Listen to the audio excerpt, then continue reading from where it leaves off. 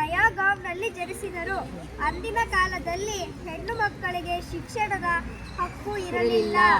ಆದರೆ ತಮ್ಮ ಪತಿ ಮಹಾತ್ಮ ಜ್ಯೋತಿಬಾಯಿ ಫುಲೆಯವರ ಸಹಕಾರದೊಂದಿಗೆ ಸಾವಿತ್ರಿಬಾಯಿ ಫುಲೆಯವರು ಶಿಕ್ಷಣ ಪಡೆದರು. ಕೇವಲ ತಾನು ಕಲಿಯುವುದಷ್ಟೇ ಅಲ್ಲದೆ ಸಮಾಜದ ತಾನು ಕಲಿತು ಸುಮ್ಮನೆ ಆಗಲಿಲ್ಲ, ಸಮಾಜದ ಇನ್ನೂ ಉಳಿದ ಹೆಣ್ಣು ಮಕ್ಕಳಿಗೂ ಸಹ ಅವಳು ಕಲಿಸ್ಲಿಕ್ಕೆ ಪ್ರಾರಂಭ ಮಾಡಿದ್ಲು. ಮಕ್ಕಳಿಗೂ ಅಕ್ಷರ ಜ್ಞಾನ ನೀಡಬೇಕೆಂದು ಅವಳು ಪಣತಟ್ಟಳು. 1848ರಲ್ಲಿ ಪುಣೆಯಲ್ಲಿ ದೇಶದ ಮೊದಲ ಮಹಿಳಾ ಶಾಲೆಯನ್ನು ಆರಂಭಿಸಿದಳು. ಅವರ ಮೇಲೆ ಕಲ್ಲು, ಸಗಣಿ ಮತ್ತು ಸಗಣಿಯನ್ನು ಎಸೆಯುತ್ತಾರೆ. ಅವನ ಅವಮಾನ ಮಾಡಿದರು. ಆದರೂ ಅವರು ಎದೆಗುಂದದೆ ಸ್ತ್ರೀ ಶಿಕ್ಷಣಕ್ಕಾಗಿ ಹೋರಾಟ ಮುಂದುವರೆಸಿದರು. ಶಿಕ್ಷಣವು ಮನುಷ್ಯನಿಗೆ ಸ್ವಾಭಿಮಾನವನ್ನು ನೀಡುತ್ತದೆ. ಖಂಡಿತ ನೋಡಿ, ಶಿಕ್ಷಣವು ಮನುಷ್ಯನಿಗೆ ಸ್ವಾಭಿಮಾನವನ್ನು ನೀಡುತ್ತದೆ ಎಂಬುದು ಅವರ ನಂಬಿಕೆಯಾಗಿತ್ತು. ಖಂಡಿತ ಎಂತ ಒಳ್ಳೆ ವಾಕ್ಯ ಇದೆ ನೋಡಿ, ಒಳ್ಳೆ ವ್ಯಾಖ್ಯಾನ ಅಂತ ಹೇಳ್ತಾ ಇವಾಗೊಂದು ಚಪ್ಪಳೆ ಬರಲಿ ಮನುಷ್ಯರಿಗೆ. ಮಕ್ಕಳೇ, ಮನುಷ್ಯ ನೋಡಿ, ಈ ಕಡೆ ಕೇಳಿಸ್ಕೊಳ್ಳಿ. ಮನುಷ್ಯ ಹುಟ್ಟದನೇ ಸಾಯ್ತಾನೆ ಅಲ್ಲ. ಲಕ್ಷಾಂತರ ಕೋಟಿ ಜನಗಳಿರಬಹುದು ಭೂಮಿ ಮೇಲೆ, ಆದರೆ ಏನಾದರೂ ಒಂದು ಸಾಧನೆಯನ್ನು ಮಾಡಬೇಕಾಗುತ್ತೆ. ಆ ಸಾಧನೆ ನಾವು ಮಾಡೋಕ್ಕಾಗಿದ್ರೂ ಆ ಸಾಧನೆಯನ್ನು ಮಾಡಿರ್ತಕ್ಕಂಥ ವ್ಯಕ್ತಿಗಳನ್ನು ಮೆಲುಕು ಹಾಕಬೇಕಾಗುತ್ತೆ, ಸಾಧನೆಯನ್ನು ಮೆಲುಕು ಹಾಕಬೇಕಾಗುತ್ತೆ, ಜೀವನ ಹಾಕಬೇಕಾಗುತ್ತೆ. ಮತ್ತು ಅವರ ಹೋರಾಟದ ಹಾದಿ, ಅವರಲ್ಲಿರ್ತಕ್ಕಂಥ ಒಳ್ಳೆಯ ಗುಣಗಳನ್ನು ನಾವೊಂದ್ಸರಿ ಆಡಬೇಕಾಗತ್ತೆ ಬಾಯಲ್ಲಿ, ಅಲ್ವಾ ಮಕ್ಕಳೇ?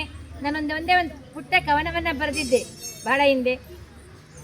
ಒಂದೆರಡು ಲೈನನ್ನು ಹಾಡ್ತೀನಿ, ಕೇಳಿಸ್ಕೊಳ್ಳಿ ಮಕ್ಕಳೇ. ಕೇಳಿರಿ ಮಕ್ಕಳೇ ಕೇಳಿರಿ, ಹೇಳುವೆ ಸಾವಿತ್ರಿಬಾಯಿ ಫುಲೆ ಕಥೆಯೊಂದ. ಅಕ್ಷರ ಕಲಿಸಲು ಹೋರಾಡಿ ಮಡಿದ ದಿಟ್ಟ ಮಹಿಳೆಯ ಕಥೆಯೊಂದ, ದಿಟ್ಟ ಮಹಿಳೆಯ ಕಥೆಯೊಂದ. ಮಹಾರಾಷ್ಟ್ರದ ಸತಾರಾ ಜಿಲ್ಲೆಯಲ್ಲಿ ದಿಟ್ಟ ಮಹಿಳೆಯು ಜನಿಸಿದಳು. ಇಟ್ಟ ಹೆಜ್ಜೆಯನ್ನು ಹಿಂದಕ್ಕೆ ಸರಿಸದೆ ಗಟ್ಟಿತನದಲ್ಲಿ ನಿಂತಿದ್ದಳು, ಗಟ್ಟಿತನದಲ್ಲಿ ನಿಂತಿದ್ದಳು. ಕೇಳಿರಿ ಮಕ್ಕಳೇ ಕೇಳಿರಿ, ಹೇಳುವೆ ಸಾವಿತ್ರಿಬಾಯಿ ಫುಲೆ ಕಥೆಯೊಂದ. ಅಕ್ಷರ ಕಲಿಸಲು ಹೋರಾಡಿ ಮಡಿದ ದಿಟ್ಟ ಮಹಿಳೆಯ ಕಥೆಯೊಂದ, ದಿಟ್ಟ ಮಹಿಳೆಯ ಕಥೆಯೊಂದ. ಬಾಲ್ಯ ವಿವಾಹ ಸತಿ ಪದ್ಧತಿ ಕೇಶಮುಂಡನೆ ತಡೆಯುವಳು, ಕೇಶಮುಂಡನೆ ತಡೆಯುವಳು. ಅಕ್ಷರ ಕಲಿಸಲು ನೂರಾರು ಮಕ್ಕಳಿಗೆ ಶಾಲೆಗಳನ್ನ ತೆರೆಯುವಳು, ಶಾಲೆಗಳನ್ನ ತೆರೆಯುವಳು. ಅಕ್ಷರ ಕಲಿತ ಹೆಣ್ಣನ್ನು ನೋಡಿ ಕಲ್ಲೋ ಸಗಣಿಯಲ್ಲಿ ಹೊಡೆಯುವರು ಜನ, ಕಲ್ಲೋ ಸಗಣಿಯಲ್ಲಿ ಹೊಡೆಯುವರು. ಅಪಮಾನ ಅವಮಾನ ನನಗೆಂದು ತಾಳದೆ ಅಕ್ಷರ ಕಲಿಸಲು ಮುಂದಾದಳು, ಅಕ್ಷರ ಕಲಿಸಲು ಮುಂದಾದಳು.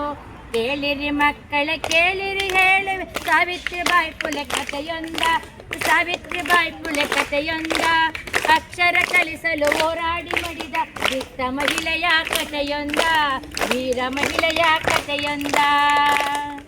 ಅಲ್ಲ ಮಕ್ಕಳೇ, ಇನ್ನು ದೊಡ್ಡ ದೊಡ್ಡ ಕವನಗಳು ಸುಮಾರು ಕವನಗಳನ್ನು ಸಾಕಿದೆ. ಸುಮಾರು ಕವನಗಳನ್ನು ನಾನು ಸಾವಿತ್ರಿಬಾಯಿ ಫುಲೆಯವರ ಬಗ್ಗೆ ಬರೆದಿದ್ದೀನಿ ಮಕ್ಕಳೇ.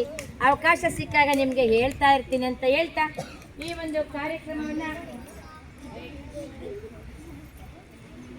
ವಂದನಾರ್ಪಣೆಯ ಮೂಲಕ ನಮ್ಮ ರೂಪಾ ಮೇಡಮ್ ಅವರು ಈ ಕಾರ್ಯಕ್ರಮಕ್ಕೆ ವಂದನಾರ್ಪಣೆಯನ್ನು ಮಾಡಿಕೊಡ್ಬೇಕಂತ ನಿಮ್ಮಲ್ಲಿ ಕೇಳ್ಕೊಳ್ತಾ ಇದ್ದೀನಿ.